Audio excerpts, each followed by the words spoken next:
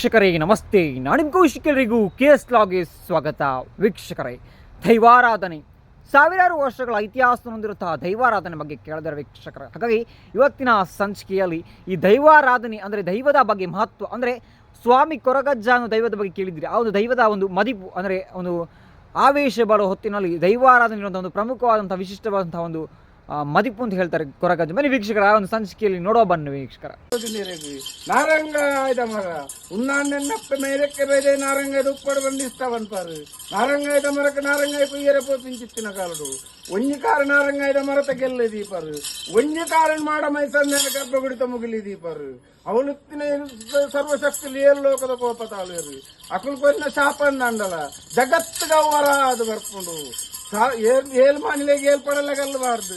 ಸಾರ್ಲ ಬಟ್ಟದ ಅಧಿಕಾರಿ ಬಂದ್ಪೊಂದು ಉತ್ತಾರ ಮೂಲ ಬಂದ್ಪೊಂದು ಹಲವಾರು ಜಾಗ ಕೆಲವು ಕ್ಷೇತ್ರ ನಿರ್ಮಾಣ ಮಲ್ಪೊಂದು ಜಾಗ ಮಣ್ಣು ಪುಂಚ ಕಟ್ಟೆ ಗಡು ತಾವು ಬರ್ಪಿಂಚು ಬರ್ತದು ಅನಂತ ಪದ್ಮನಾಭ ದೇವರ ಪುಣ್ಯಕ್ಷೇತ್ರ.